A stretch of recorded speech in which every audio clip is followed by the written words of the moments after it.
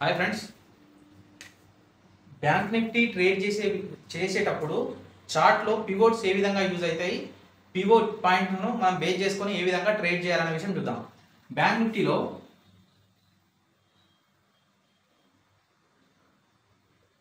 నిఫ్టీలో chart start అయిన తర్వాత మనకు వెంటనే ఈ విధంగా లైన్స్ రావడం జరుగుతుంది.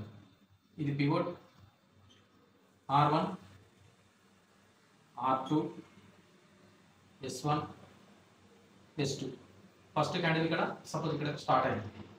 దాని తర్వాత ఈ పివోట్ల ద్వారా ట్రేడ్ చేయాలనుకుంటే డైరెక్షన్ ఏ విధంగా మనకు యూజ్ అవుతున్నాయి, పివోట్స్ ఎక్కడ ఎలా ట్రేడ్ చేయాలనేది చూద్దాం. ఒకవేళ పివోట్ పైన స్టార్ట్ అయ్యి మార్కెట్ పైకి వెళ్ళి R1 దాటి పైకి వెళ్ళి తిరిగి R1 దాటి కిందికి క్యాండిల్ క్లోజ్ అయితే ఇక్కడ నుంచి మార్కెట్లో మనం సెల్ పొజిషన్ తీసుకుంటాం. అంటే పుట్ ఆప్షన్ బై, ఆప్షన్స్లోనే పుట్ బై తీసుకుంటాము. డైరెక్ట్ ఫ్యూచర్లో కనుక చేస్తే ఇప్పుడు సెల్ అవుతుంది. ఫస్ట్ టార్గెట్ ఇది అవుతుంది. ఇది కూడా బ్రేక్ అయిపోయి క్యాండిల్ క్లోజ్ అయితే సెకండ్ టార్గెట్ ఇది అవుతుంది. ఒకవేళ మార్కెట్ దాటి పైకి వెళ్తే R2ను కనుక బ్రేక్ చేసుకొని పైకి వెళ్ళినా లేకపోతే R2ను టచ్ అయ్యి క్యాండిల్ ఇక్కడ కన్సాలిడేట్ అయిపోయి ఒకవేళ మార్కెట్ పైకి వెళ్ళి కిందికి వస్తేనేమో మళ్ళీ ఇక్కడ నుంచి సెల్ పొజిషన్ స్టార్ట్ అవుతుంది. లేదు ఇదే రేంజ్లో ఉన్నప్పుడు మనం వెయిట్ చేయాల్సి ఉంటుంది. ఎందుకంటే మార్కెట్ ఎనీ టైం పైకి బ్రేక్ అవుతుందా కిందికి బ్రేక్ అవుతుందా తెలియదు కాబట్టి కొంచెం బ్రేక్ అయ్యి కిందికి వచ్చేదాకా మనం వెయిట్ చేయాల్సి ఉంటుంది.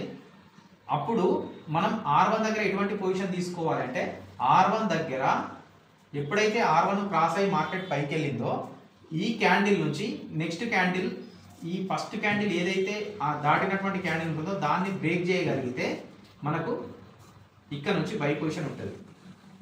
ఇది టార్గెట్ అవుతుంది. ఈ విధంగా మనము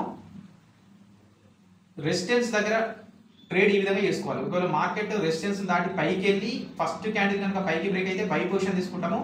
దాటి R1 దాటి పైకి వెళ్ళి తిరిగి R1 దాటి కిందికి వస్తే సెల్ పొజిషన్ తీసుకోవడం జరుగుతుంది. ఇదే విధంగా ఒకవేళ మార్కెట్ కిందికి వచ్చి S1 దగ్గర కనుక మార్కెట్ S1 దాటి కిందికి వెళ్ళి వన్స్ ఒక్కసారి S1 దాటి పైకి వచ్చినప్పుడు మనం ఇక్కడ బై పొజిషన్ తీసుకోవడం జరుగుతుంది. స్టాప్ లాస్ అనేది ఇది అవుతుంది. ఇక్కడ నుంచి మార్కెట్ పైకి వెళ్ళే మూమెంట్లో పివోట్ అనేది టార్గెట్ అవుతుంది, ఫస్ట్ టార్గెట్. ఇది R2 అనేది సెకండ్ టార్గెట్ అవుతుంది. ఒకవేళ మార్కెట్ S1 దాటి కిందికి వెళ్ళి ఏదైతే దాటినటువంటి క్యాండిల్ ఉంటుందో అది దాటి కనుక నెక్స్ట్ క్యాండిల్ కనుక క్లోజ్ అయితే ఈ విధంగా ఇక్కడ నుంచి మనకు పుట్ బై ఉంటుంది. అంటే ఇక్కడ సెల్, ఫ్యూచర్లో సెల్ అవుతుంది, టార్గెట్ S2 అవుతుంది. ఈ విధంగా S2 దగ్గరికి వచ్చినప్పుడు మార్కెట్లో మళ్ళీ సేమ్